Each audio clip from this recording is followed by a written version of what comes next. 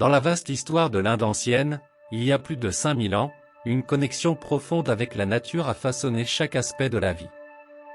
Ici, au milieu des paysages diversifiés et des riches traditions, les gens vivaient en harmonie avec le monde naturel.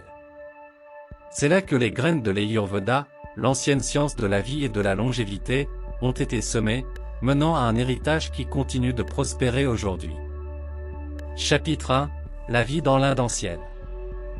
À cette époque, la nature était à la fois pourvoyeuse et protectrice, offrant tout le nécessaire pour survivre. Les habitants du sous-continent indien dépendaient de l'abondance de la terre, consommant des fruits, des légumes et des feuilles qui poussaient à l'état sauvage dans leur environnement. Pour se nourrir, ils cueillaient ce qui était disponible, chaque région ayant ses propres ressources uniques, façonnées par le climat et le terrain. Alors que certains aliments étaient consommés crus, d'autres nécessitaient des méthodes de préparation ingénieuses. Les gens apprenaient à maîtriser les éléments, laver, bouillir et mélanger pour créer des repas nourrissants. Cette relation simple mais profonde avec la nature a favorisé un respect profond pour l'environnement et sa capacité infinie à soutenir la vie. Chapitre 2 : L'émergence des maladies et la guérison. Cependant, la vie n'était pas sans défi. À mesure que les communautés s'étendaient, les problèmes de la santé augmentaient également. L'émergence de maladies, certaines infectieuses, d'autres transmissibles ou dues à des allergies, posaient des menaces significatives. Dans ces moments d'épreuve, l'ingéniosité humaine et les ressources de la nature se combinaient pour apporter la guérison. Alors que certains succombaient à la maladie, beaucoup plus étaient guéris, renforçant la croyance que la nature elle-même détenait le remède à chaque mal. Cette dépendance à la pharmacie de la nature a jeté les bases d'une compréhension profonde de la santé et du bien-être. Chapitre 3 : La sagesse des Panchamahaputta. Parmi les sages, une réalisation a émergé: les humains sont un microcosme de l'univers, un reflet de l'ordre cosmique. Certains penseurs intellectuels ont accepté que les humains faisaient partie de la nature et ont observé que tout ce qui est présent dans l'univers sous la forme de Panchamahaputta se trouve également dans notre corps, mais sous des formes différentes. Par exemple, Prithvi, terre, correspond aux os, Jala, eau, au sang, Teja, feu, au feu digestif, Vayu, air, à la respiration, et Akasha, espace, à tous les espaces vides du corps. Cette observation a ensuite été connue sous le nom de Lokapurusha Samya Siddhanta. Il est souvent dit Yata Pantata Brahmanda. Cette connexion profonde entre l'individu et l'univers est devenue la pierre angulaire de la philosophie de l'Ayurveda, guidant la façon dont les gens comprenaient la santé, la maladie et la guérison. Chapitre 4 : La fondation de la guérison ayurvédique. Avec cette compréhension, l'Ayurveda a émergé comme un système de guérison complet. Ce principe pourrait avoir initié un processus de pensée selon lequel, chaque fois que le corps est malade, nous pouvons obtenir les agents de guérison de la nature en appliquant ce Panchamahaputta et Lokapurusha Samyavada. Ainsi, chaque fois que le corps est privé de certains Mahabhutas, celui-ci était fourni par la nature extérieure. Par exemple, une personne souffrant de diarrhée reçoit une bonne quantité d'eau pour se réhydrater. De même, si le corps contient un excès de Mahabhuta, des mesures étaient prises pour administrer des médicaments aux propriétés opposées. Ce principe est connu sous le nom de Samanya Vishesha Siddhanta de l'Ayurveda, qui forme le principe fondamental du traitement ayurvédique. Le processus de pensée initial lors du développement de ces processus peut être vu par le mot Brahma. Chapitre 5 : La documentation du savoir ayurvédique. Dans ces espaces d'apprentissage sacré, la sagesse de l'Ayurveda a été transmise à travers les générations. Initialement, ce savoir était partagé oralement, à travers des études rigoureuses et la mémorisation. Sous la direction de Maharshi Atreya, des sages comme Agnivesha ont commencé la tâche monumentale de documenter ce vaste savoir dans des traités. Parmi ces textes, l'Agnivesha Tantra et d'autres œuvres importantes ont émergé, capturant l'essence de la sagesse ayurvédique.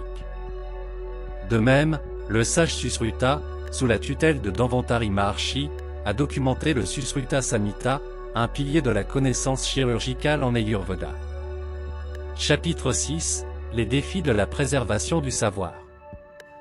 Le parcours de l'Ayurveda était semé de défis.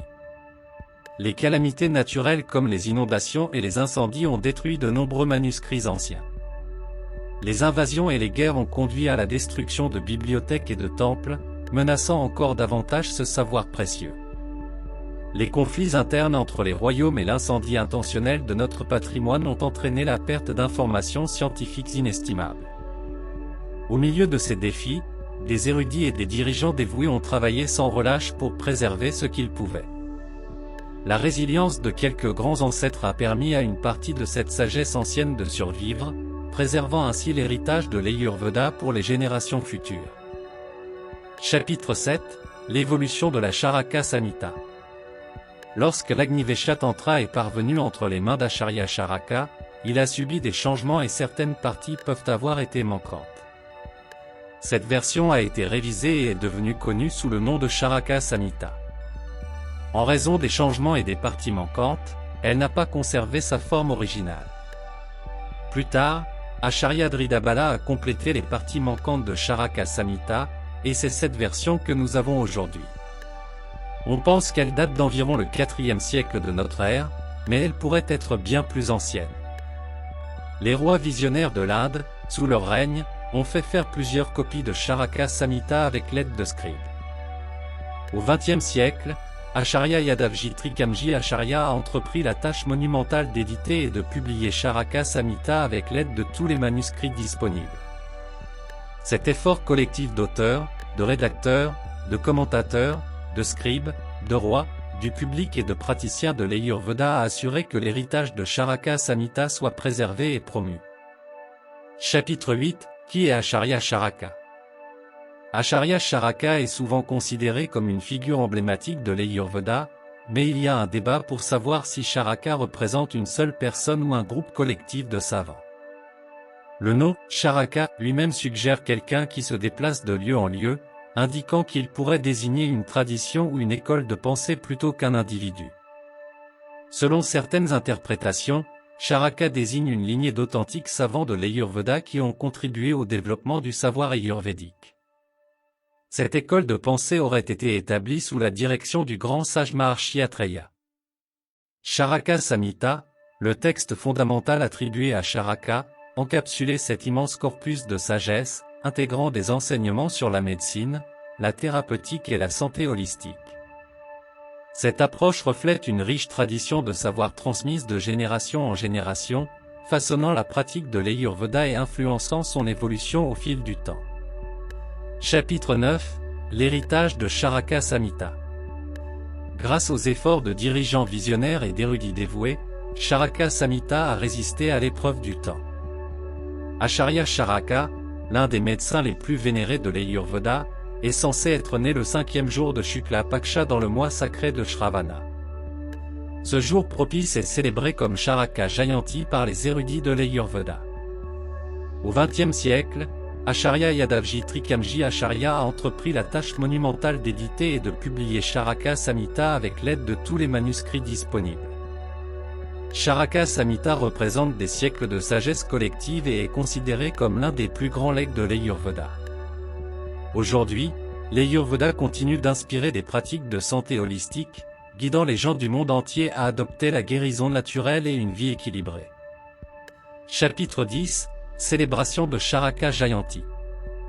Le 5e jour de Shukla Paksha dans le mois de Shravana, nous célébrons Charaka Jayanti, honorant Acharya Charaka, l'un des médecins les plus vénérés de l'Ayurveda.